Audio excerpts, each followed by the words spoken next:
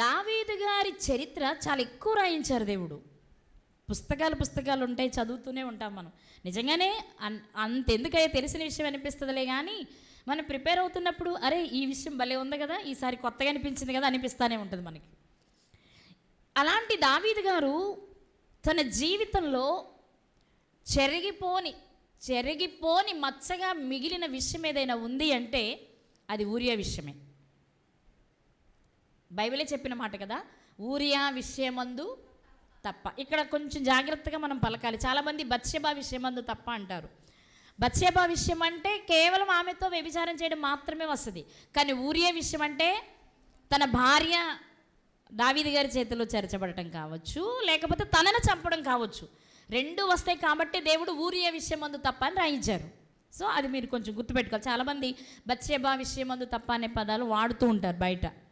So ఇక్కడ మనం గమనించాల్సింది ఏంటంటే ఊరియా విషయమందు తప్ప తన జీవితంలో అన్ని విషయాల్లో బాగున్నారు. అయితే ఊరియా గారి విషయం లేకపోతే బత్షెబా గారి విషయం మనం ఆలోచిస్తే, బత్షెబా గారి వలన లేక బత్షెబా గారి జీవితంలో దావీదు గారు చేసిన తప్పిదాన్ని బట్టి నాతాను గారిని పంపి దేవుడు విషయాన్ని తెలియచేసినప్పుడు వెంటనే పశ్చాత్తాపడ్డారు. ఆయన ఎంత పశ్చాత్తాపడ్డారు అంటే అందులోని ఒక్క మాట మీకు చూపిస్తాను నేను. ఇప్పుడు తీసుకోండి 51వ కీర్తన, కీర్తనల గ్రంథము 51వ కీర్తన 11వ చరణం. నీ సన్నిధిలో నుండి నన్ను త్రోసివేయకు, నీ పరిశుద్ధాత్మను నా యొద్ద నుండి తీసివేయకు. అందరూ చూసారు ఈ మాట? ఓకే, నా వైపు చూడండి. ఇప్పుడు దావీదు గారు బత్షెబా గారి వలన బత్షెబా గారితో తప్పు చేసిన తర్వాత నేను రాజుని, నేనేం చేస్తే ఏముందని అన్నట్టు పోయారు కాసేపు. అందుకే దర్జాగా రప్పించుకున్నారు, చేసేసారు, ఇంటికి పొమ్మన్నారు, ఊరియా గారు రప్పించారు, చంపించేశారు, అన్నీ చేసేసారు. కానీ నాతాను గారు వచ్చి చెప్పిన తర్వాత, ఇంకా బాగా చెప్పాలంటే ఆ మనుషుడు నువ్వే అన్న తర్వాత వెంటనే తన మనస్సు చివుక్కుమంది. బహుశా నా అభిప్రాయం చెప్తాను ఇక్కడ.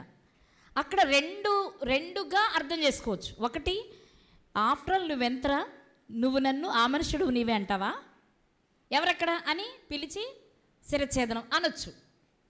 ఇలా అనుకోవడానికి అవకాశం ఉంది ఒక యాంగిల్.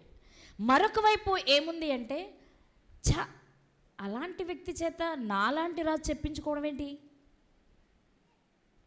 ఇంత చిన్న విషయంలో నేనే తప్పిపోతే నా రాజ్యంలో ప్రజల పరిస్థితి ఏంటి, నేను పొరపాటు చేశాను, నేను ఇది చేసి ఉండకుండా ఉండాల్సింది. ఎందుకంటే చిన్నవాళ్ళ చేత, సామాన్యుల చేత, నా చేతి కింద ఉన్న వాళ్ళ చేత, ఇప్పుడు ఆయనను దేవుడు పంపారు కాబట్టి సూటిగా అడిగారు, కానీ మిగిలిన వాళ్ళందరి మనసు నా విషయంలో అదే కదా. ఏంటండి, ఏం రాజండి ఆయన, పెద్ద ఏదో పొగిడి మెచ్చుకుని ఏదో సింహాసనం కూర్చోబెట్టాడు దేవుడు, మనం కూడా జేజేలు పలికాం. ఏముంది, ఒక సాధారణమైన స్త్రీ కనిపిస్తే తనను తాను అణుచుకోలేని వ్యక్తి మనకేం రాజండి, ఆయన మనం గౌరవించాలా, ఆయన కనబడితే నమస్కారం, కనబడ ఏంట్లే పెట్టేది అనుకోనుండ్రా ఆ టైంలో.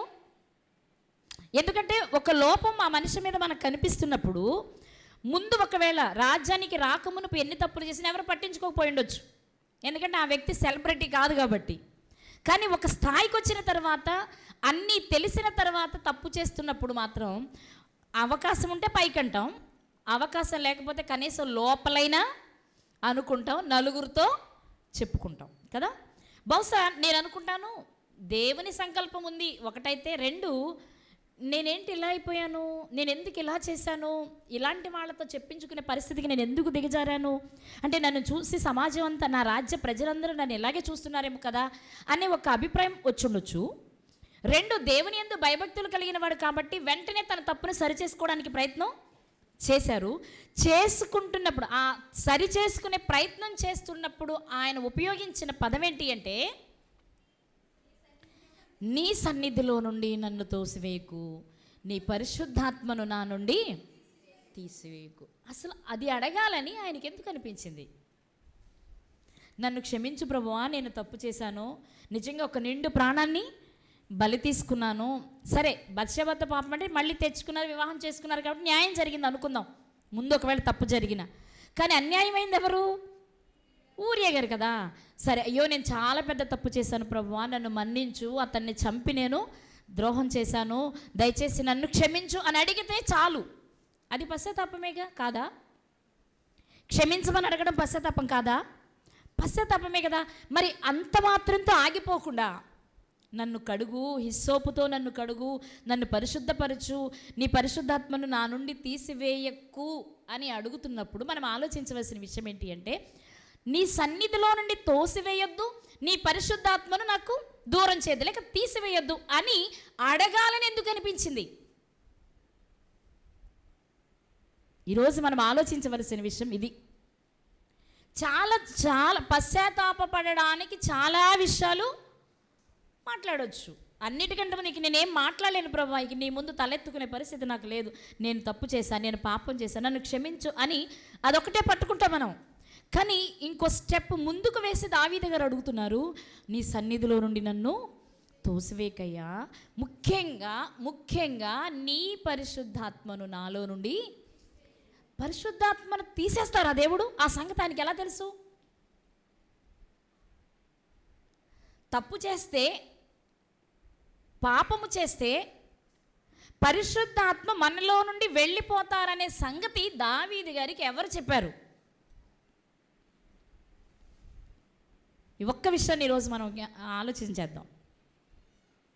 మనం చాలామందిని గురించి వింటాం, నేను పాపిని, నన్ను మన్నించు అన్నారు సుంకరి. అంతేనా? ఇంకేమైనా అడిగారా? ఒక్కటే అడిగారు. అలా మనం సౌలు గారు కూడా అడిగారు, నేను పాపం చేశానయ్యా, నన్ను మన్నించు. కానీ దావీదు గారు అడుగుతున్న ఆ ప్రార్థనలో, ఆ పశ్చాత్తాపంలో ఒక అమూల్యమైన మాట కనిపిస్తుంది మనకు. అదేంటి అంటే, నీ పరిశుద్ధాత్మను నాలో నుండి తీసివేయొద్దు. ఎందుకు? పరిశుద్ధాత్మను తీసేస్తే ఏం జరుగుద్ది? పరిశుద్ధాత్మ ఉంటే ఏం జరుగుద్ది? పరిశుద్ధాత్మ ఉంటే ఏం జరుగుద్ది? పరిశుద్ధాత్మ లేకపోతే ఏం జరుగుద్ది? అసలు పరిశుద్ధాత్మ ఎవరు? ఎందుకు పరిశుద్ధాత్మను తీసివేయవద్దు అని దావీదు గారు అంతలా బ్రతిమలాడుకుంటున్నారు, పశ్చాత్తాపపడుతున్నారు? అది ఎందుకో మనకు తెలిస్తే మనం కూడా పరిశుద్ధాత్మను పోగొట్టుకోకుండా ఉంటాం. మనకి ఈరోజు చాలా ఈజీ అయిపోయింది పరిశుద్ధాత్మ అంటే. ఆ నీళ్ళలో మునిగితే వచ్చేస్తాడు, కావాలనుకుంటే ఉంటారు, లేకపోతే రైట్, అయినా నాకు కుదిరితే చేస్తానండి భక్తి, ఆయన ఉంటే ఉండమనండి, లేకపోతే అంటే లోక సంబంధంగా చెప్పుకుంటాను చూడు, నేను ఇంతే కష్టపడతానండి, నేను ఇంతే తేగలనండి, సరిపడితే తిని ఉండమనండి, లేకపోతే మూటములు సర్దుకొని అమ్మగారింటికి అన్నంత ఈజీగా ఉంటున్నాం మనం ఈరోజు పరిశుద్ధాత్మ విషయంలో. అయ్యో నేను బాప్తిస్మం తీసుకున్న మనిషిని కదా, నేను రక్షించబడిన మనిషిని కదా, పరిశుద్ధాత్మ నాలో నుండి వెళ్ళిపోతే నా బ్రతుకేంటి అనే ఆలోచన బాప్తిస్మం తీసుకున్న వారిలో కూడా కరువైందనే చెప్పాలి. అందుకేనేమో దేవుడు మనకి ఈ విషయాన్ని ఈరోజు నేర్పిస్తున్నారు అందరికీ. దావీదు గారు ఆ పదాన్ని వాడడానికి, ఆ విషయాన్ని విన్నవించుకోవడానికి కారణం ఏంటి అంటే, పరిశుద్ధాత్మ ఉన్నప్పుడు ఎలాంటి స్థితి ఉంటుందో ఆయన అనుభవించారు. వెళ్ళిపోతే ఎలా ఉంటుందో అనుభవించిన వారిని చూసి నేర్చుకున్నారు. మళ్ళీ చెప్పనా? పరిశుద్ధాత్మ ఉంటే ఎలా ఉంటుందో అనుభవించి చెప్పారు. పరిశుద్ధాత్మ వెళ్ళిపోతే ఎలా ఉంటుందో అనుభవించలేదు కానీ చూసి తెలుసుకున్నారు. పరిశుద్ధాత్మ ఎవరు అసలు అంటే మనకి తెలుసు. పరిశుద్ధాత్మ ఎవరు చెప్పాలందరూ? పరిశుద్ధాత్మ ఎవరు? గట్టిగా మీరు నమ్మిందే చెప్పండి, మనకు చాలు. ఎవరో సంగతి మనకు ఎక్కర్లా. మనం నమ్మిన దాని మీద మనం కాన్ఫిడెంట్గా నిలబడి మాట్లాడగలిగే. పరిశుద్ధాత్మ ఎవరు? దేవుడా? పరిశుద్ధాత్మ ఎవరు? కుమారుడా? పరిశుద్ధాత్మ ఎవరు? ఒక సాధారణమైన మనిషా? మరెవరు? ఒక శక్తి. ఎలా చెప్తాం మనం? పరిశుద్ధాత్మ అంటే ఒక శక్తి అని మనం ఎలా చెప్తాము? పరిశుద్ధాత్మ అంటేనే ఆత్మ. పరిశుద్ధాత్మకు శరీరం లేదు, తండ్రి అయిన దేవునికి శరీరం లేదు, వీరిరువురు ఆత్మలే. యేసుక్రీస్తు వారు మాత్రం ఈ లోకంలో జీవించడానికి శరీరం అవసరమైంది, శరీరం వచ్చింది. అందుకే ఆయనని మనిషి కుమారుడు, శరీరధారి అయి ఉన్న దినములలో అనే పదాలు వాడుకుంటున్నాం మనం. ఇప్పుడు పరిశుద్ధాత్మ శక్తి అని మనం ఎలా చెప్పగలము అంటే, పరిశుద్ధాత్మను పొందుకున్న వారు ఏం పొందుకున్నారో తెలిస్తే మనకు అర్థమవుతుంది చాలా ఈజీగా. అంటే మీ అందరికీ తెలిసిందైనా ఒకసారి చూపిస్తాను నేను మీకు. ఒకసారి చూద్దామా? సమూయేలు మొదటి గ్రంథము 16వ అధ్యాయము 13వ వచనం.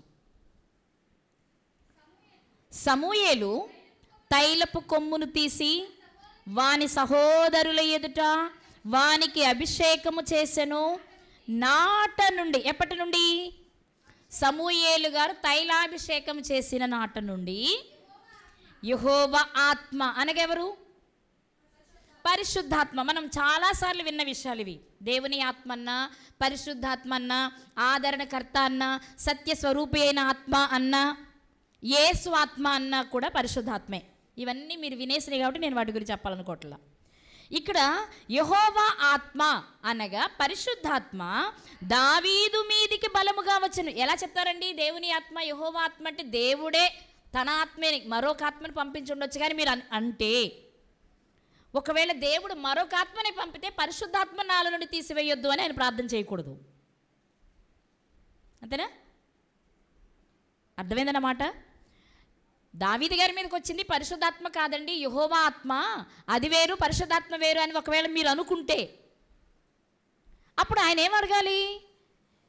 నీ ఆత్మను నాలో నుండి తీయకనాలి. కానీ అక్కడ కరెక్ట్గా పదం వాడారు ఆయన, నీ పరిశుద్ధాత్మను నాలో నుండి. అంటే దావీదు గారు పొందుకున్నది దేనిని? యెహోవా ఆత్మ అంటే ఎవరన్నమాట? క్లియర్. మీకు తీసుకున్న 2 వచనాలను మీకు ఆన్సర్ వచ్చేయాలి. అంటే నేను దాన్ని ఎక్కువ చెప్పాలనుకోవట్లేదు కాబట్టి, ఓకేనా? సో పరిశుద్ధాత్మ వచ్చినప్పుడు ఏం జరిగింది? దావీదు గారి మీదికి బలముగా వచ్చింది. వచ్చినప్పుడు ఏం జరిగింది? ఆయన బలహీన స్థితిలో ఉన్న బలాన్ని పొందుకున్నారు. అందుకే గొల్యాతు గారి మీదకి యుద్ధానికి వెళ్ళేటప్పుడు, నువ్వు చిన్నోడు నాన్న, నువ్వు ఎందుకు కంగారు పడతావు, ఇగో నువ్వు ఇది తొడుక్కో, అది తొడుక్కో, ఇది తొడుక్కో అంటున్నారు సౌలు గారు. అంటే అబ్బాయి నాకు ఏం అక్కర్లేదండి, నా మేకపిల్ల కోసం, నా గొర్రెపిల్ల కోసం తోడేళ్ళు వస్తే, సింహం వస్తే, పులి వస్తే, ఇదిగో మేకపిల్లని దాన్ని ఏమంటారు ఇలా చీల్చి నా మేకపిల్లని నేను కాపాడుకున్నాను తెలుసా, ఆఫ్టర్ ఆల్ వీళ్ళెంత అంటున్నారు. అంటే అంత శక్తి ఎక్కడది ఆయనకి? ఆ వయసుకి నిజం చెప్పండి, మహా అయితే ఒక 20 ఏళ్ళు 25 ఏళ్ళు అనుకుందాం దావీదు గారికి అప్పటికి. అంతేనా? గొల్యాతు గారి మీదకి వెళ్ళేటప్పటికి చిన్న వయసే కదా. అంత చిన్న వయసులో అంత గొప్ప ధైర్యం రావడానికి దానికి ఆయన చెప్తున్న ఎగ్జాంపుల్, నేను గతంలో నా గొర్రెల దగ్గర మందని కాచేటప్పుడు నేను ఇలా ఉండేవాడిని, ఎలా చేసేవాడిని అని చెప్తున్నారంటే అప్పటికే ఒక సింహపు నోటిని చీల్చి తన గొర్రెను కాపాడుకున్న ధైర్యవంతుడు. అందుకు కారణం ఏంటి అంటే అతను పొందుకున్న ఆత్మను బట్టి, అతనిలో ఉన్న శక్తిని బట్టి. అర్థమైందా మీకు? అంటే పరిశుద్ధాత్మను పొందుకుంటే శక్తి పొందుకుంటాం, బలమును పొందుకుంటాం. ఎందుకు అంటే పరిశుద్ధాత్మ శక్తి కాబట్టి. పరిశుద్ధాత్మ ఎవరు? కానీ మన మాటల్లో వాడేటప్పుడు ఆయన అంటాం, దేవుణ్ణి అలాగే అంటాం. దేవుడెవరు? ఆత్మ. అంతేనా? దేవుడెవరు? ఆత్మ. కానీ దేవుణ్ణి కూడా ఏమంటాం? ఆయన అనే పదం వాడతాం. అలాగే పరిశుద్ధాత్మను కూడా మనం పదాలలో చెప్పేటప్పుడు ఆయన లేక ఆత్మ, పరిశుద్ధాత్మ అంటాం. అంత మాత్రాన ఆయన ఒక సాధారణమైన మనిషిలా మనం ట్రీట్ చేయకూడదు. ఒకవేళ సాధారణమైన మనిషిలా ట్రీట్ చేస్తే మళ్ళీ అదొక వివాదానికి, అదొక తప్పుకి కారణమవుతుంది. ఎలా అవుతుందో కూడా చెప్తాం మీకు బైబిల్లో నుంచే. లూకా సువార్త 1వ అధ్యాయము, మీకు ఈ పాటికి అర్థమై ఉండాలి. లూకా సువార్త 1వ అధ్యాయము 34-35 వచనాలు. ఇక్కడ మరియ గారి దగ్గరకు దేవదూత వచ్చారు వర్తమానం చెప్పడానికి కదా. యేసుక్రీస్తు వారి జన్మకు సంబంధించిన సమాచారం ఇది. అప్పుడు ఏం జరుగుతుంది? అమ్మ నువ్వు కుమారుని కంటావు అని చెప్పగానే దేవదూత, అప్పుడు ఇప్పుడు ఏమంటున్నారు? నేను పురుషుని ఎరుగని దాననే, ఇది ఎలాగు జరుగునని దూతతో అనగా, అప్పుడు దూత చెప్తున్నారు ఏమని? పరిశుద్ధాత్మ నీ మీదికి వచ్చును, సర్వోన్నతుని శక్తి నిన్ను, పరిశుద్ధాత్మను పొందుకుంటే నీకు శక్తి వస్తుంది. కొంచెం నా వైపే మైండ్ పెట్టండి మీరంతా. పరిశుద్ధాత్మ శక్తి. కామన్గా తీసుకునే దేవుడు పంపిన మరొక అనో లేకపోతే మరొక అనో కానుకోవడానికి లేదు. ఆయన ఒక శక్తి. అలాని శక్తి అనే వాడాలంటే కొన్ని చోట్ల ఆయన అనే పదం వాడబడింది కాబట్టి పదప్రయోగంగా మనము వ్యక్తిగా మాట్లాడుకుంటామేమో కానీ వాస్తవంగా వ్యక్తి కాదు. వ్యక్తి కాదంటే మరి ఆయనకి దేహం లేదు కదా, ఒక శక్తి. అందుకే ఇక్కడ వ్రాయబడిన మాట శక్తి. అలాగే ఆత్మను పొందుకున్న వారంతా వారు మాట్లాడేటప్పుడు కానీ లేకపోతే పనిచేసేటప్పుడు కానీ ఆ శక్తిని అంచనా వేయడం కష్టమయ్యేది. ఆ శక్తిని అంచనా వేయడం కష్టమయ్యేది. ఎందుకంటే ఒక మాట మీకు చూపిస్తా. అపోస్తుల కార్యములు 6వ అధ్యాయము, అపోస్తుల కార్యములు 6వ అధ్యాయము 10వ వచనం. అంటే మీకు 9వ వచనం నుండి చదువుతుంటే, అప్పుడు లిబెర్తీనీల అనబడిన సమాజంలోను, కురేనీల సమాజంలోను, అలెగ్జాంద్రియుల సమాజంలోను, కిలికియా నుండి ఆసియా నుండి వచ్చిన వారిలోను కొందరు వచ్చి స్టెఫనుతో తర్కించిరి. కానీ స్టెఫను గారితో గొప్ప గొప్ప పండితులు జ్ఞానవంతులు అనుకున్న వారు వచ్చి తర్కిస్తున్నారట. అప్పుడట మాటలాడుట యందు అతడు అనగా స్టెఫను గారు అగుపరిచిన జ్ఞానమును అతనిని ప్రేరేపించిన ఆత్మను వారు ఎదిరింపలేకపోయిరి. అంత జ్ఞానవంతులు కూడా ఎందుకు ఎదిరింపలేకపోయారంటే స్టెఫను గారు దేనితో నిండి ఉన్నారు అంటే పరిశుద్ధాత్మను పొందుకుంటే ఆ వ్యక్తి ఎలా ఉంటాడు? శక్తిని పొందుకున్నవాడై, బలమును పొందుకున్నవాడై, మనుషుల ఊహకు మించిన సాహసాలు చేస్తాడు. అందుకే చేశారు దావీదు గారు. దావీదు గారేంటి ఎవరైనా ఇప్పుడు స్టెఫెను గారు చేయలేదా? అమ్మో ఇంతమంది పండితుల మధ్యలో గొప్ప గొప్ప సమాజాల నుంచి వచ్చారు వాళ్ళంతా. ముఖ్యంగా అందులో మీకు బాగా కనిపించేది కిలికియా ప్రాంతం నుండి వచ్చిన వారు ఉన్నారు కదా, అందులో పౌలు గారు ఉంటారు. అప్పటికి ఇంకా ఆయన సౌలుగా ఉన్నారు. ఆయన ఎంత జ్ఞానవంతుడో మీకు తెలుసు కదా. గమలీయేలు గారి పాదాల దగ్గర కూర్చొని మొత్తం పట్టేశారు. ఎక్కడ టచ్ చేసినా చెప్పేయగలరు, అంత జ్ఞానాన్ని సంపాదించుకున్నారు. కానీ అలాంటి పౌలు గారు కూడా స్టెఫెను గారు ఆత్మతో నుండి మాట్లాడుతుంటే ఎదిరించలేకపోయారట. ఎక్కడదా శక్తి అంటే మనకి యేసుక్రీస్తు వారు కూడా చెప్పారు, మీరు ఏదైనా సమాజం ముందు నిలబడి మాట్లాడేటప్పుడు వీళ్ళతో నేను ఎలా మాట్లాడాలని మీరు భయపడవలసిన, చింతించవలసిన అవసరతే. ఎలా మాట్లాడతాం మరి? ఆత్మ సహాయంతో మీరు మాట్లాడతారు. ఆయన నడిపిస్తారు దేవుడు. ఆత్మ సహాయంతో మీరు అక్కడ ఏది మాట్లాడాలో అది మీరు మాట్లాడగలరని చెప్పారు. కారణం ఏంటి అంటే ఆ పరిస్థితులన్నీ పరిశుద్ధాత్మకిచ్చి పరిశుద్ధాత్మ ద్వారా దేవుడు మనలో కార్యాలు చేయడానికి ఇష్టపడుతున్నారు. ఇక్కడ మనం ఆలోచించవలసిన విషయం ఏంటి అంటే పరిశుద్ధాత్మను పొందుకున్న వ్యక్తి. అందుకే యేసుక్రీస్తు ప్రభు వారు కూడా వెళ్ళిపోయేటప్పుడు ఒక మాట చెప్పారు. అంటే సందర్భం వచ్చింది కాబట్టి ఒకసారి చూద్దామా. అపోస్తుల కార్యములు 1వ అధ్యాయము 8వ వచనం. అపోస్తుల కార్యములు 1వ అధ్యాయము 8వ వచనము.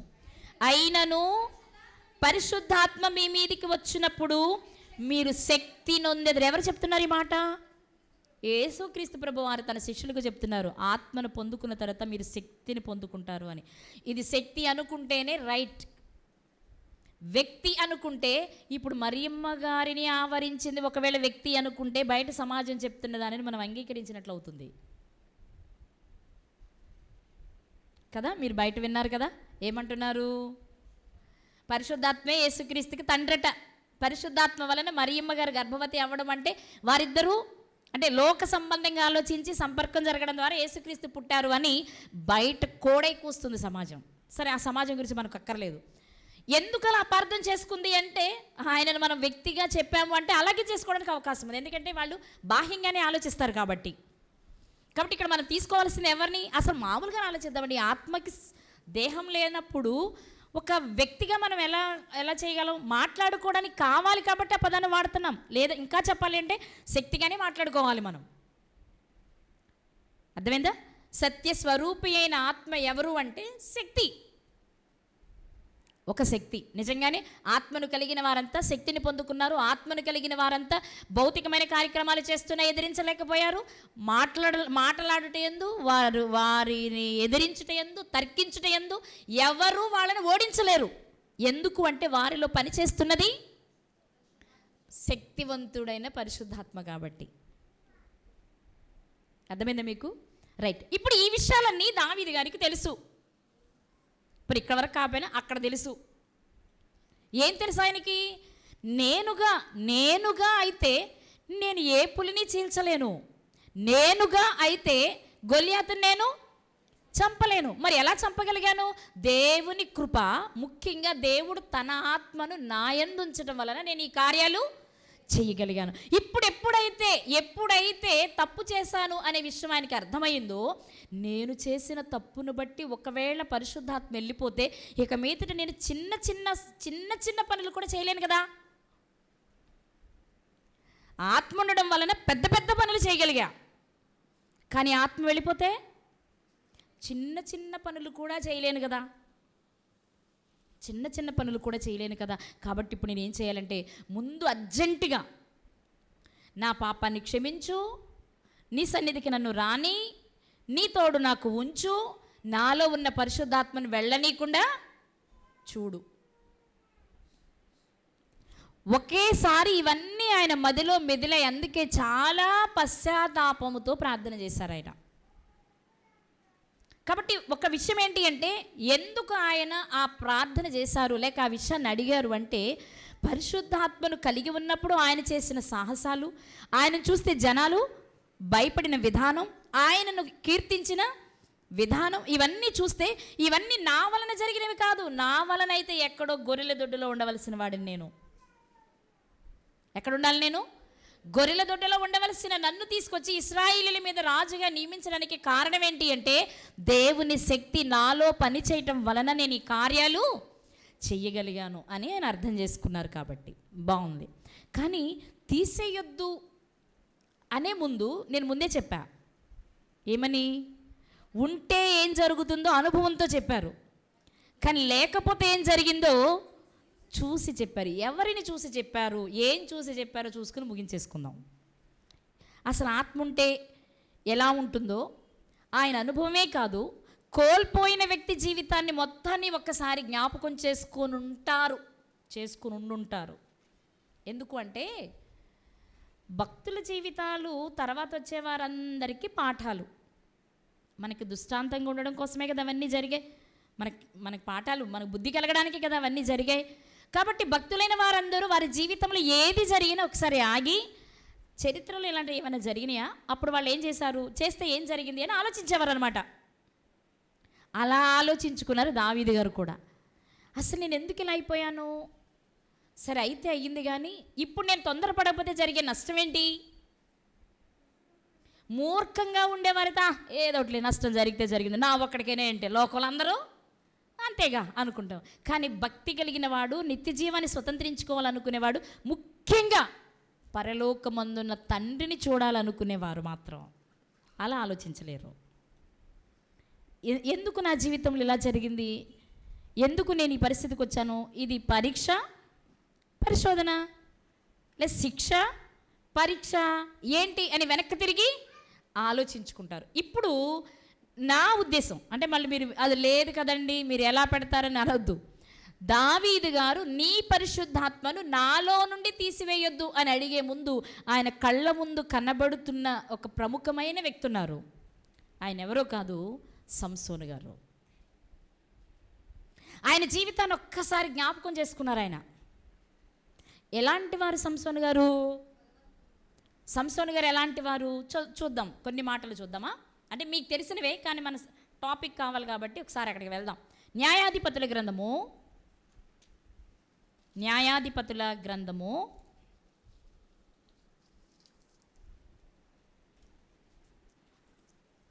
14వ అధ్యాయము. మీకు తెలుసు కదా, మానవ దంపతులకు దేవుడు తన దూతను పంపి వర్తమానం చెప్పి, మీకు కుమారుని ఇస్తాను, మరి అతడు నీ గర్భాన పడిన వెంటనే, అమ్మా నువ్వేమి మత్తుకు సంబంధించిన వాటిని ఏవి నువ్వు తీసుకోకూడదు, ద్రాక్షావళి నుండి పుట్టినవేవి నువ్వు తినకూడదు, జాగ్రత్తగా నువ్వు ఉండాలి. నువ్వు ఉండడమే కాదు, పుట్టాక వాడు కూడా ఏమి వీటికి సంబంధించినవేవి తినకూడదు, నాజీరు చేయబడిన వాడు, కత్తిని జుట్టు తీయకూడదు, ఇవన్నీ విషయాలన్నీ చెప్పేశారు. నాకు తెలుసు. అంత అయిపోయింది.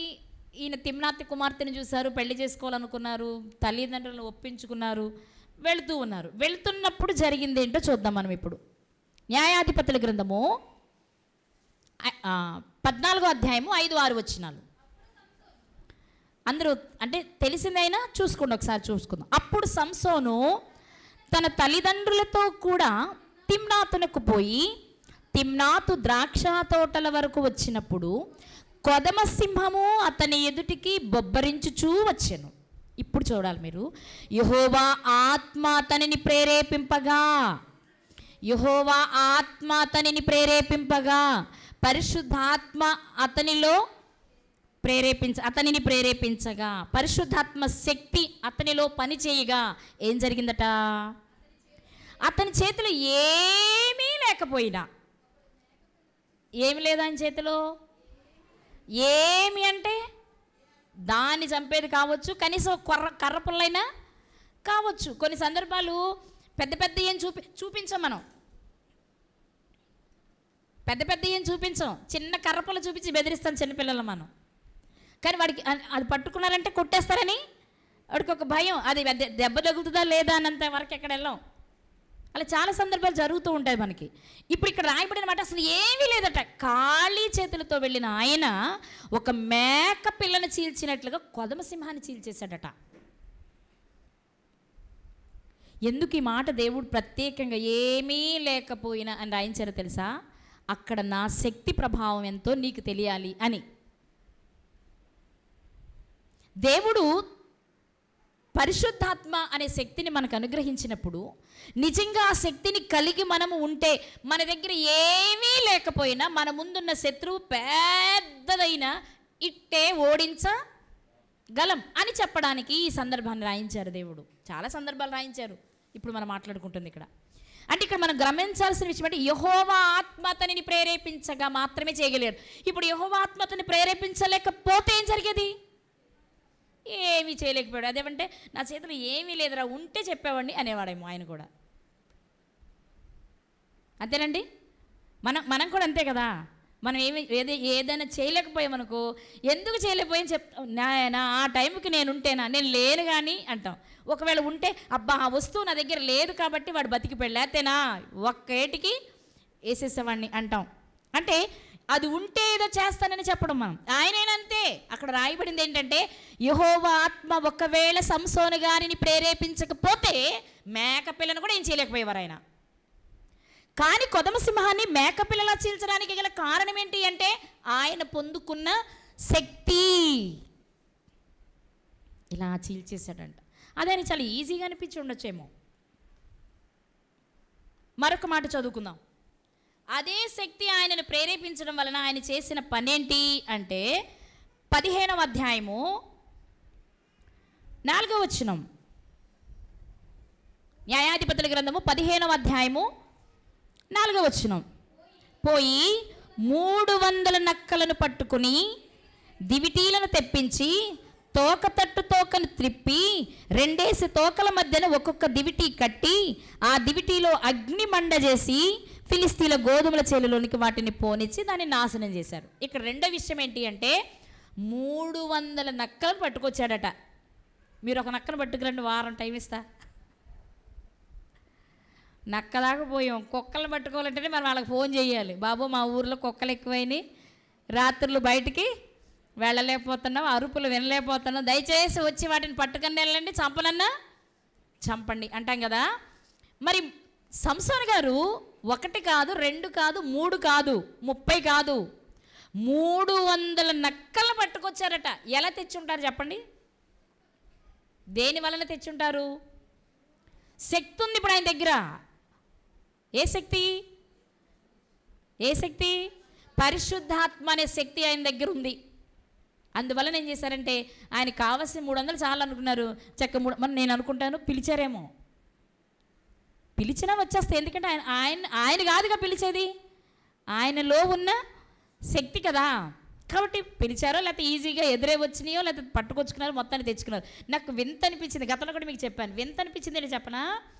300 తెచ్చుకోవడమే కాదు, అమ్మా నువ్వు ఇటు తిరుగు, అమ్మా నువ్వు ఇటు తిరుగు అని నక్కలు దీంతో కిట్టు ఉండేలాగా 2 తోకలు ముడేయాలి కదా.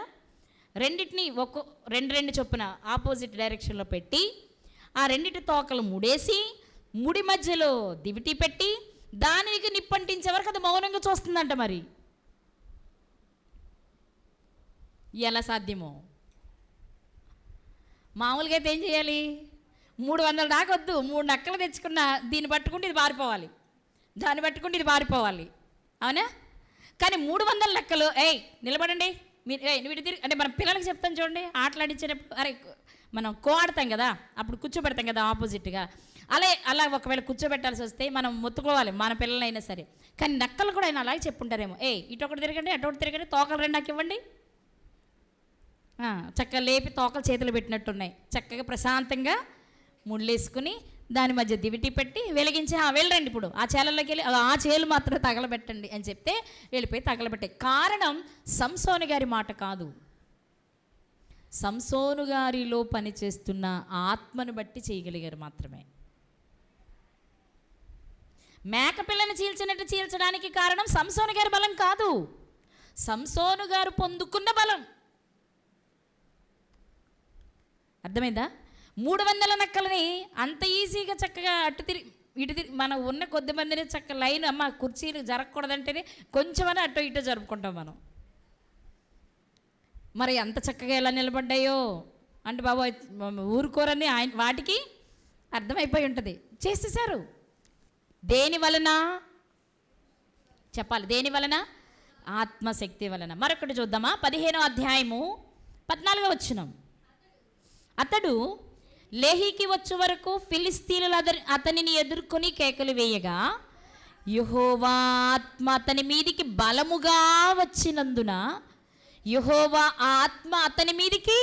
బలముగా వచ్చినందున అతని చేతులకు కట్టబడిన తాళ్ళు అగ్ని చేత కాల్చబడిన జనపనార వలె అయిపోయాయట. ఆయన కొత్త తాళ్ళ చేత కట్టి తీసుకొస్తున్నారు. ఈ నక్కలను వదిలేశారు కదా ఫిలిస్తీన్ల చేలల్లోకి, వాళ్ళందరూ వచ్చి ఇశ్రాయేలు మీద పడ్డారు. ఇగో మీ వాడే, మీ సంసోను వల్లే మా పొలాలన్నీ నాశనం అయ్యాయి, మీరేం చేస్తారో తెలియదు, సంసోను తెచ్చి మాకు అప్పచెప్పండి అన్నారు. పాపం వీళ్ళు వెళ్ళి రిక్వెస్ట్ చేసి బ్రతిమలాడి, బాబు నిన్ను చంపాం, వాళ్ళకి అప్పచెప్తాం, కానీ నువ్వు రాకపోతే నీ ఒక్కడి వల్ల మన ప్రాంతం అంతా నాశనం అయిపోద్ది అని చెప్తే సరే కొత్త తాళ్ళతో కట్టి తీసుకెళ్తున్నారు. ఇప్పుడు కొంత లేహి అనే ప్రాంతానికి వచ్చేటప్పటికి ఏం జరిగింది? పాపం అప్పటి వరకు సంసోను గారు ఎలా ఉండుంటారంటే, నా వైపు చూడండి, తాళ్ళతో కట్టేసి తీసుకెళ్తుంటే మెల్లగా మనం సంఖ్యలు వేసిన వాళ్ళని చూస్తాం కదా, ఎలా వెళ్తారు వాళ్ళు? తలంచుకొని చేతులు బేడీలు వేయించుకొని ఇలా చాలా సిగ్గుగా తలంచుకొని వెళ్తారు కదా. లేహి ప్రాంతం వచ్చే వరకు సంసోను గారు అలాగే వెళ్ళారు. అక్కడికి వచ్చేటప్పటికి చెప్పండి టకటక, యెహోవా ఆత్మ అతని మీదికి బలముగా రాగానే కట్టిన కొత్త తాళ్ళట జనపనార తాళ్ళ వలె ఊడిపోయినాయి అంట. అప్పుడు ఏం జరిగింది? అతడు గాడిద యొక్క పచ్చి దవడ ఎముకను కనుగొని, అంటే వెతుక్కున్నాడు ఏదైనా ఉందా అని, అక్కడెక్కడో పచ్చి దవడ ఎముక చిన్న ఎముక కనిపించింది. దాన్ని తీసుకొని 1000 మందిని చెప్పాలి, చెప్పండి టకటక, తెలిసినయగా చదివితేనే చెప్పేలా ఉన్నారేంటి? 1000 మందిని 1000 మందిని ఒక్క చోట 1000 మందిని. ఎక్కడ దానికి ఆ శక్తి? యెహోవా ఆత్మ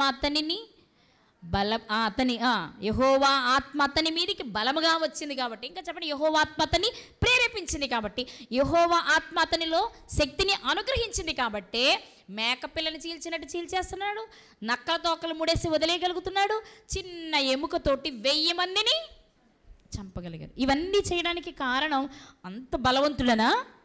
ఆ బలానికి కారణం ఎవరు? పరిశుద్ధాత్మను కలిగారు. అంతేనా? 16వ అధ్యాయంలోకి వద్దాం, 3వ వచనం.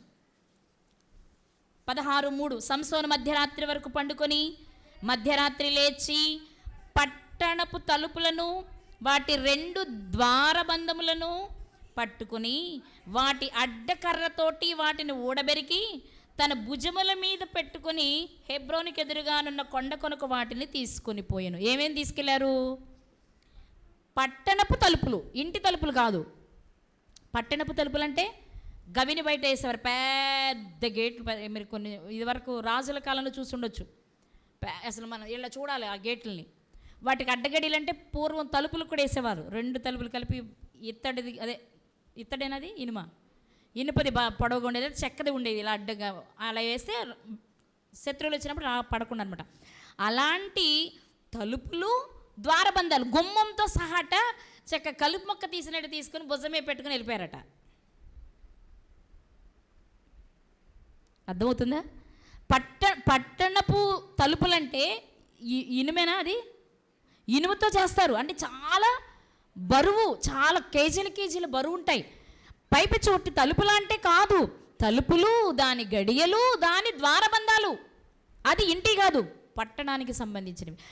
అవంటే అసలు మనమైతే చూడటమే, తాకడానికి కూడా బరువు పట్టుకోలేమేమో. అలాంటి వాటినట చక్కగా ఇలా తీసి చేత్తో 2 చేతులతో తీసి ఇలా భుజం మీద పెట్టుకుని వెళ్ళిపోయారట. ఎక్కడిది ఆసక్తి చెప్పాలి? ఆయిందా? ఒక మనిషిగా అయితే అది చేయగలరా? అంత బరువు తీయగలరా? చెప్పండి. అంత బరువు మోయగలరా? మోయలేరు. కానీ అంత బరువు మోయడానికి కారణం ఏంటంటే ఆయనలో ఉన్న శక్తి ఉందే, అది చేస్తుంది. ఆయనను ప్రేరేపించే శక్తి ఉందే, దాని ద్వారా చేయగలుగుతున్నారు. అర్థమైందా? నేను అనుకుంటాను అసలు గొల్యాతు గారి దగ్గరకు వెళ్ళేటప్పటికే ఈ సంగతులన్నీ దావీదు గారి మనసులో మెదులుతూ ఉండుంటాయి. నన్ను సమూయేలు గారు అభిషేకించారు. అభిషేకించిన నేను ఆత్మను పొందుకున్నాను. ఆత్మను పొందుకున్న తర్వాత ఎలా ఉండొచ్చు నేను? సంసోను గారు చేశారుగా, మేకపిల్లని చీల్చినట్టు చీల్చలే, నక్కల తోకలు ముడేలే, పచ్చి గాడిద దవడి ముగ్గుతో 1000 మందిని చంపలా. మరి అలాంటప్పుడు నాకు ఈ గొల్యాత్ ఎంత అనుకోవడానికి అవకాశం ఉంది కదా. ఎందుకంటే అవన్నీ పిల్లలకు నేర్పుతూనే, వాళ్ళు మర్చిపోతున్నా కొంతమంది చెప్పుకుంటూనే వచ్చారు, చెప్పాలి చెప్తూనే వచ్చారు ఆ శక్తి సామర్థ్యాలను గురించి. కాబట్టి ఇప్పుడు వీళ్ళకి అర్థమైంది. ఏమని? దావీదు గారికి ఏమని అర్థమైంది? దేవుని ఆత్మ కలిగిన వ్యక్తి ఎంతటి సాహసమైనా చెయ్యగలడు. అది ఆత్మ లేకపోతే ఏం చేయలేడు. ఆ సంగతి కూడా తెలిసింది ఆయనకి. కాబట్టి సాహసాలు చేసేటప్పుడు తన అనుభవంతో పాటు తన అనుభవ పాఠాలు నేర్చుకున్నది ఎక్కడ అంటే, ఒక్క మాటలో చెప్పాలంటే సంసోను గారి జీవితంలో నుండి. మరి తీసేయొద్దనడానికి కూడా ఆ సంసోను గారే ఆయనకు పాఠం. ఎలాంటి పాఠం? ఎందుకు కంగారు పడి ప్రభువా నన్ను క్షమించిన ఆయన, నీ పరిశుద్ధాత్మను మాత్రం తీసివేయకయ్యా, నీ సన్నిధిలో నుంచి నన్ను త్రోసివేయకయ్యా అనేటప్పుడు సంసోను గారు చేసిన సాహసాలే కాదండి, సంసోను గారు దిగజారిపోయిన స్థితి కూడా దావీదు గారి కళ్ళ ముందు కనబడుతుంది. ఇప్పుడు ఏం జరిగింది సంసోను గారి జీవితంలో? ఇప్పుడు మనం ఆల్రెడీ మాట్లాడుకున్నాం కదా, కొన్ని మాట్లాడుకున్నావా? ఏమేమి మాట్లాడుకున్నాం? కొదమ సింహాన్ని మేక పిల్లల చీల్చిన ఘనుడు. మనం అయినా హీరోలు అంటాం కదా, అలాంటి వాళ్ళని చూస్తే మనం చేయలేంది ఎదుటి వారు చేస్తే గొప్ప పని, గొప్పగా అబ్బా వాడు చాలా బలవంతుడు, వాడు బలి చేసేస్తాడు ఆయన అనుకుంటాం మనం, అమ్మాయిలైనా అబ్బాయిలైనా. అలాగే నక్కల విషయం కానీ, లేకపోతే 1000 మందిని చంపిన విషయం కానీ, గడప ద్వారబంధాలను తలుపులను మోసుకెళ్ళిన విషయాలు కానీ చూస్తున్నప్పుడు ఆయన ఏది చేస్తున్నా ఎలా ఉందో తెలుసు కదా మనకి. దెలీలా గారి దగ్గర 3 సందర్భాలు కూడా జుట్టుని ఎలా విరబోసుకుంటే అవన్నీ జడలు జుట్టు అన్నీ ఇలా విడిపోయాయట. కొత్త తాళ్ళు నిర్వంజ చువ్వలతో కట్టేసిన అవి కూడా జనపనార వలనే విడిపోయాయట. అంటే అసలు ఎందుకు పనికిరాని చెత్తలా అయిపోయినాయి అవి. అంత బలవంతుడు. ఆ బలం కార్యాలు చూసినప్పుడు ఆనందంగానే నేర్చుకున్నారేమోలే కానీ దావీదు గారు పరిశుద్ధాత్మను కోల్పోయిన తర్వాత సంసోను గారు ఉన్న స్థితిని గుర్తురాగానే చాలా భయం వేసి ఉంటుంది. కోల్పోయినప్పుడు జరిగిందేంటి? సంసోను గారు పరిశుద్ధాత్మను కోల్పోయినప్పుడు జరిగిందేంటి? ఎందుకు కోల్పోయారు అసలు? ఎందుకు అంటే మనకు తెలుసు. ఎందుకు? దెలీలా గారి విషయంలో ప్రారంభంలో మనం గమనిస్తే తిమ్నాతును కూతురు చేసుకునేటప్పుడు దేవుని వాక్యమే చెప్పిన విషయం ఏంటో తెలుసా? యెహోవానే అతనిని ప్రేరేపిస్తాడు, ఫిలిస్తీన్ల చేతిలో నుంచి విడిపించాలి కాబట్టి అలా జరిగించాడనే విషయం తల్లిదండ్రులకు తెలియలేదు అని రాయబడింది. అంటే ఆ ఉద్దేశంతోనే చేసుకోవడానికి వెళ్ళారు ఆయన. అంటే ఆయన చేసుకోవడానికి వెళ్ళాలి, ఆ తర్వాత అమ్మాయి రిజెక్ట్ చేయాలి, అక్కడ ఏదో గొడవ జరగాలి, ఈయన వెనక్కి వచ్చేయాలి, ఆ అమ్మాయి వేరే వాళ్ళ భార్య అయిపోవాలి, అప్పుడు ఈయన నక్కలను పట్టుకొని మొత్తం నాశనం చెయ్యాలి. ఇదంతా జరగాలి ఆయన ప్రణాళికలో. కానీ మరి జరిగిన మిస్టేక్ ఎక్కడ? దెలీలా గారి దగ్గరికి వెళ్ళడం. పోనీ వెళ్ళిన వాడేమైనా నీ రహస్యం ఏంటి బాబు, నీ రహస్యం ఏంటి బాబు అన్నప్పుడైనా ఆలోచించాలి. పోనీ రహస్యం వరకే అడిగారు ఆవిడ. రహస్యం అడగడం, ఆయన ఏదో చెప్పడం, చెప్పింది చేసి లేపడం. సంసోను ఫిలిస్తీన్లు వచ్చారులే, సంసోను ఫిలిస్తీన్లు వచ్చారులే అంటున్నప్పుడైనా అర్థం అవ్వాలి కదా. ముందు అర్థం కాలే, ఎందుకు మామూలుగా అడిగిందేమో అనుకుందాం. కానీ తాళ్ళతో కట్టేసి జడలు అల్లి సంసోనులే అన్నప్పుడు ఏం అర్థం అవ్వాలి ఈయనకి? అంటే నా రహస్యాలన్నీ ఈవిడ వాళ్ళకి చేరవేస్తుంది అని అర్థం అవ్వాలి కదా. కానీ అర్థం చేసుకోక విసిగి తన ప్రాణం మీద చచ్చిపోవాలనిపించింది ఆయనకి.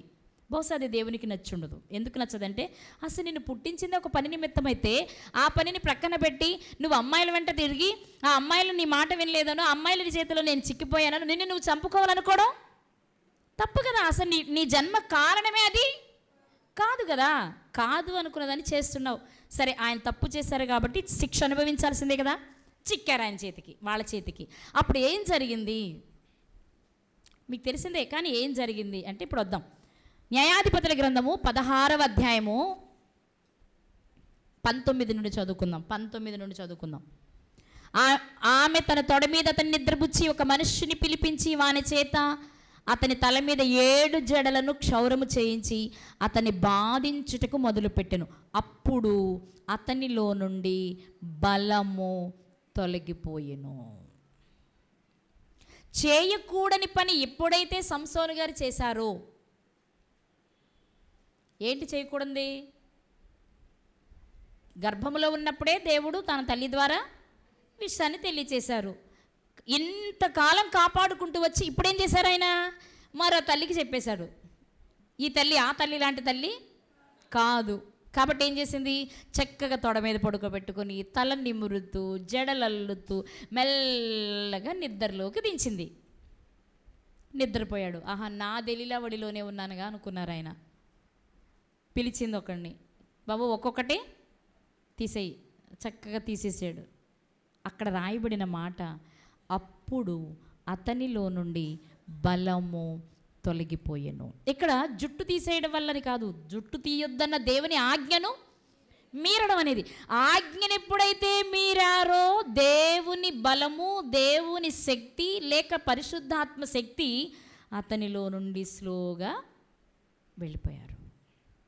ఇప్పుడు అర్థమవుతుంది దావీదు గారికి, నేను ఆజ్ఞను, ఏం ఆజ్ఞ? వ్యభిచరించవద్దు, నరహత్య చేయొద్దు, ముఖ్యంగా నీ పొరుగు మానిదేది ఆశించదు. ఎన్ని మీరారు? 3. అబద్ధ సాక్ష్యము చేశారు, అది కూడా.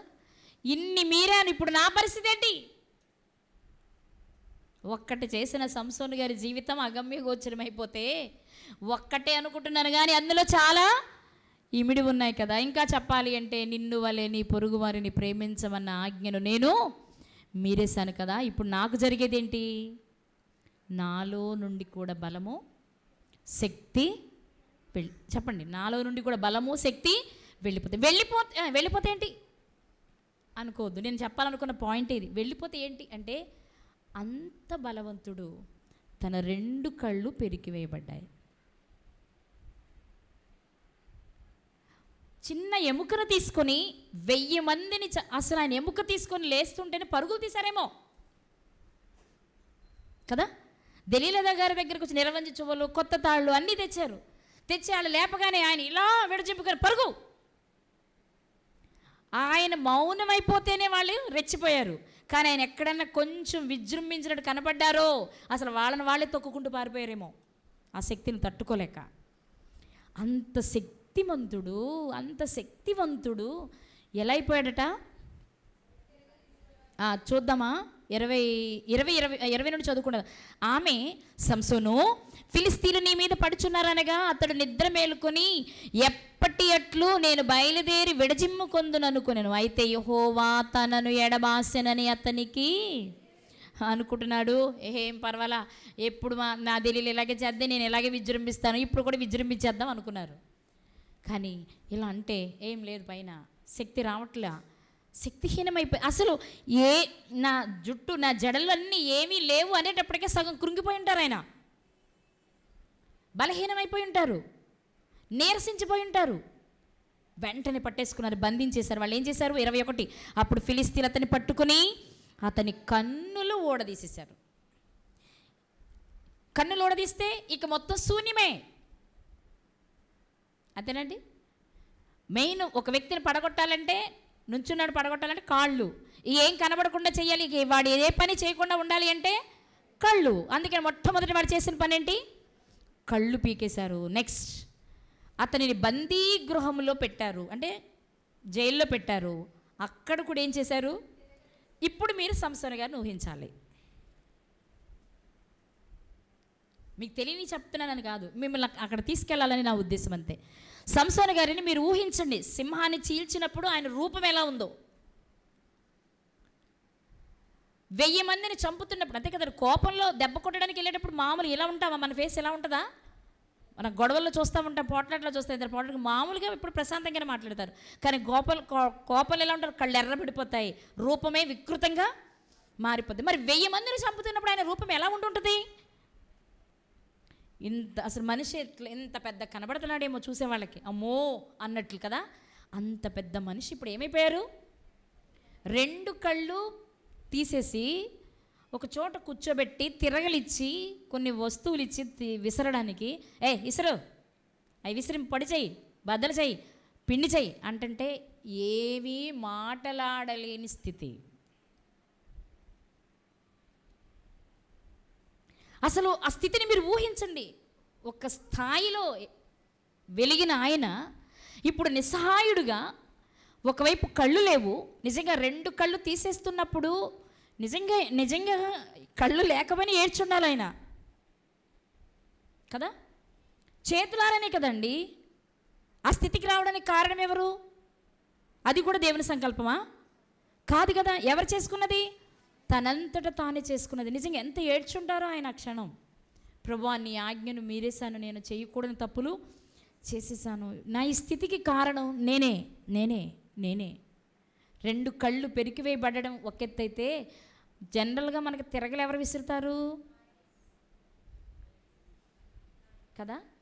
అంటే అంత బలవంతుడు బలహీనమైన ఒక స్త్రీ కంటే బలహీన స్థితిలోనికి దిగజారిపోవడానికి కారణం ఏంటి అంటే, యెహోవా ఆత్మ అతనిని విడిచిపెట్టేసింది కదా. ఇది గుర్తొచ్చింది దావీదు గారికి. ఆ బలాన్ని చూసి నేను బలాన్ని పొందుకొని సాహసకార్యాలు చేశాను, కానీ నేను తప్పు చేశాను. ఆయన స్త్రీ విషయంలోనే తప్పు చేశారు, నేను ఒక స్త్రీ విషయంలో తప్పు చేశాను. నేను పశ్చాత్తాప పడకపోతే, నన్ను దేవుడు త్రోసివేస్తే, ఆయన తోడు లేకుండా చేస్తే, నాకు ఇచ్చిన పరిశుద్ధాత్మ నేను తీసేసుకుంటే, నా పరిస్థితి కూడా ఏంటి? తిరగల విసరడమే. నా కళ్ళు పెరికేస్తారు, ఇక నేనేమీ చెయ్యలేను. ఇంకా చెప్పరు, కళ్ళున్నా ఏమి చేయలేరు. ఇప్పుడైనా వాళ్ళు తీసేసారే కానీ కళ్ళున్నా ఏమీ చేయలేరు. ఎందుకని? ఎందుకు వెళ్ళిపోయింది యెహోవా ఆత్మ అతనిలో నుండి? ఎందుకు వెళ్ళిపోయింది? వెళ్ళిపోతే అంత గొప్ప వ్యక్తి కూడా ఎంత నీచమైన స్థితికి దిగజారిపోతాడా? అవును. నిజంగా ఎంత ఏడ్చుంటారోనండి సంసోను గారు. ఏంటి నా బ్రతుకు ఇలా అయిపోయింది, ఒక ఆడపిల్ల జీవితం కంటే అన్ని మిక్కులుగా అయిపోయానా నేను? ఏంటి తిరగలు విసరమా? తిరగలు విసురుతున్నప్పుడు ఏమేమి వేసేవాళ్ళో, పిండికి సరిగా అవ్వకపోతే ఏమనేవాళ్ళు. పని చూడటానికి కూడా ఆయన కళ్ళు లేవు కదా. ఒకవేళ పిండి అయినా, ఏంట్రా బద్దలు చేసావు, పిండి చేయమంటే 2 పొడిసారేమో నెత్తి మీద. వాళ్ళు ఇష్టం కదా, వాళ్ళ చేతిలో ఉన్నారు. ఆయన పరిహాసం ఆడుకుంటున్నారు కదండి పిలిచి.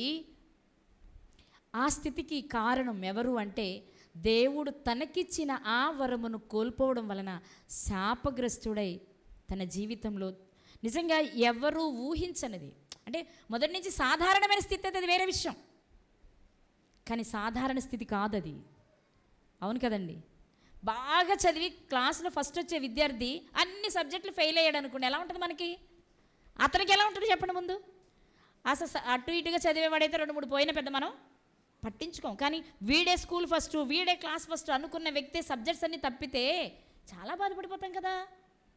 గొప్పగా వెలిగి అనేక మందికి అమ్మో సంసోన అనుకున్న ప్రజలు ఇవాళ దగ్గరకు పిలిచి జోకులు వేసుకుంటూ సరసమాడి, సరసాలలో వాడే ఒక వస్తువుగా, పరిహాసమాడే ఒక వస్తువుగా సంసోను గారిని వాడుకుంటుంటే ఆ బలశాలి ఎంత దుఃఖించుంటాడో. ఈరోజు మనకి అర్థం కావాలి, మనము కూడా పాప క్షమాపణ నిమిత్తం బాప్తిస్మం పొందుకున్నప్పుడు దేవుడు పరిశుద్ధాత్మని వరాన్ని మనకు కూడా ఇచ్చారు. దాన్ని మనం ఎలా వాడుకుంటున్నాం? చెయ్యకూడనివి చేసి ఉంచుకోకూడనివి మనలో ఉంచుకుంటే మన పరిస్థితి కూడా ఇంతే. ఎవరి విషయంలోనైనా దేవుడు ఒకలానే ఉంటారు సుమా. ఆయనకు అందులో ఎవరి విషయంలోనూ పక్షపాతం లేదు. మీరు ఈరోజు ఆలోచించవలసిన విషయం ఏంటి అంటే, ఎందుకు పరిశుద్ధాత్మను నాలో నుండి తీయొద్దు అన్నప్పుడు ఆయన కళ్ళ ముందు కనబడుతున్నారు సంసోను గారు. అమ్మో, అంత ఆజానుబాహుడే, అంత బలవంతుడే, నిస్సహాయమైన స్థితిలో కళ్ళు పెరికి వేసుకొని ఆడవాళ్ళ నిజంగా మరి బట్టలు ఉన్నాయో లేవో, ఉంచారో లేదో, వాళ్ళ ఇష్టం కదా, వాళ్ళ చేతిలో ఉన్నారు కదా. బట్టలు చించేసి ఉండొచ్చు, కళ్ళు పెరికేసి ఉండొచ్చు, జుట్టు ఎలాగూ లేదు. ఆ రూపాన్ని ఊహించుకోండి మీరు. చక్కగా ఎంత జుట్టు 7 జడలు అల్లుకునేవారట, ఇంత ఆకారం. ఎవరే చిన్న సమస్య ఎవరు అక్కడ అనగానే ఎవరికాళ్ళే. అలాంటి మనిషి ఇప్పుడు ఏమైపోయారు? బలహీనమైన స్థితిలోనికి వెళ్ళిపోయి గుడ్డివానిగా ఏది చేయాలన్నా తడుముకుంటూ, అంతేగా, కళ్ళు లేవు కాబట్టి ఏం చేయాలన్నా తడుముకుంటూ, పైపెచ్చి వాళ్ళకు తిరగలిచ్చి ఒక మూలను కూర్చోబెట్టి విసురుతుంటే తను చేస్తున్న పని ఎక్కడా? ఏంటి దీనికి కారణం అంటే, ఒక్క తప్పిదం చేశారు, పరిశుద్ధాత్మను కోల్పోయారు. ఇది తన కళ్ళ ముందు కనబడుతుంటే వెంటనే తన ప్రార్థనలో దావీదు గారు అడుగుతున్న మాట, ప్రభువా నేను అది ఊహించలేనయ్యా, ఆ స్థితిని నేను ఊహించలేనయ్యా. నీ శక్తిని పొందుకుని నీ బిడ్డగా ఈ సమాజంలో, ఈ రాజ్యంలో ఒక వెలుగు వెలిగిన వాడను నేను కదా. మరలా అలాంటి స్థితే ఒకవేళ నాకు వస్తే అది నేను భరించలేను. దయచేసి నాలో నుండి నీ పరిశుద్ధాత్మను, నేను పశ్చాత్తాపడుతున్నా, నేను కన్నీళ్లు విడుస్తున్నా, దయచేసి నన్ను మన్నించు, నా తప్పును బట్టి నన్ను శిక్షించొద్దు, దయచేసి నీ పరిశుద్ధాత్మ నాలో నుండి తీసివేస్తే నా పరిస్థితి కూడా ఎలా ఉంటుందో నాకు స్పష్టంగా అర్థమైంది నాయన అని ప్రార్థన చేశారండి ఆయన. ఈరోజు ఆ ప్రార్థన దేవుడు మన కొరకు ఎందుకు రాయించారో తెలుసా? మనం కూడా చాలా విషయాల్లో తప్పిపోతున్నాం. కొంతమంది నువ్వు చేస్తున్న తప్పు అని మనల్ని హెచ్చరిస్తున్నారు, కానీ మనం ఏం చేస్తున్నాం? ఆ మాటను త్రోసివేసి, నాకు తెలుసులే, నువ్వు నాకేమీ చెప్పక్కర్లేదులే, నువ్వు నాకు చెప్పొచ్చావా, గుడ్డొచ్చి పిల్లనెక్కిరించినట్లు అని దానిని మనం ప్రక్కకు నెట్టి, మనం అనుకున్నదే మనం చేస్తున్నదే మనకి రైట్ అని మనల్ని మనం సమర్థించుకుని అదే తప్పులో బ్రతకడం వలన నష్టపోతున్నాం. ఏదేదో చిన్న చిన్న వేరు నష్టాలు అయితే అది వేరే విషయం, కానీ మనం పోతున్న నష్టం ఎంత భారీది అంటే, మనతో కలకాలం ఉండి నిత్య జీవం వరకు మనల్ని నడిపించే సత్యస్వరూపి అయిన ఆత్మను మనము కోల్పోతున్నాం. అప్పుడట ఆయన కూడా దుఃఖపడుతూ వెళ్ళిపోతారట. ఎవరు? పరిశుద్ధాత్మ ఎలా వెళ్తారు? అందుకే పౌలు గారు చెప్పారు, పరిశుద్ధాత్మను దుఃఖపరచకుడి. ఎప్పుడు దుఃఖపడతారు? అరే, నీలో ఉండి నిత్య జీవం వరకు నిన్ను నడిపించాలని కదా నన్ను పంపించాడు నాన్న, ఎందుకు ఇలా చేసావు తమ్ముడు, ఎందుకు ఇలా చేసావు చెల్లి, అయ్యో నీ నుండి నేను వెళ్ళిపోవాల్సి రావడం నాకు చాలా బాధగా ఉందే అంటూ ఏడుస్తూ వెళ్ళిపోతారట మరి ఆయన. మరి అప్పుడు మన పరిస్థితి ఏంటో చూడండి ఒకసారి. అందుకే దావీదు గారు చేసిన ప్రార్థన, నీ సన్నిధిలో నుండి నన్ను త్రోసివేయకు, నీ పరిశుద్ధాత్మను నాలో నుండి తీసివేయకు. ఎందుకయ్యా అంత ప్రార్థన చేస్తున్నావు? తీసేస్తే ఎలా ఉంటుందో చెప్పండి. సంసోను గారి జీవితంలో నుండి నేను జ్ఞాపకం చేసుకుంటున్నాను, ప్రభువా ఆ తప్పిదము, అలాంటి పరిస్థితి నాకు వద్దు, దయచేసి నన్ను మన్నించు, నీ పరిశుద్ధాత్మను నాలోనే ఉంచు. ఈరోజు ఈ పాఠాన్ని వింటున్న మీరు కూడా ఒకసారి ఆలోచన చేయండి. మనం కూడా దేవునికి నచ్చనిది ఏదైనా మనలో ఉందేమో, దానివల్లనే మనం ఆత్మను కోల్పోయి, ఆత్మ లేకపోతే ఆ శరీరం ఎలా ఉంటుంది? ఆత్మ లేని శరీరాన్ని ఏమంటాం మనం? శవం అంటాం కదా. అంతే, పరిశుద్ధాత్మ లేకపోయినా మన బ్రతుకులు కూడా అంతే. ఆత్మను కోల్పోయిన సంసోను గారి బ్రతికేంటి? బ్రతుకున్న శవం లాంటి వారే కదా మన బ్రతుకులు కూడా అంతే. కాబట్టి ఒకసారి ఆలోచన చేద్దాం. దేవుడు ప్రేమించి ఉచితంగా ఇచ్చిన పరిశుద్ధాత్మను కోల్పోకుండా, పరిశుద్ధాత్మను కలిగి, శక్తిని కలిగి, సాహస కార్యాలు చేస్తూ దేవుని పిల్లలుగా భూమి మీద దేవుని మహిమపరిచి దేవుడిచ్చే పరలోకాన్ని స్వతంత్రించుకుందాం. అలాంటి కృప దేవుడు మనందరికీ దయచేయునుగాక. ఆమేన్.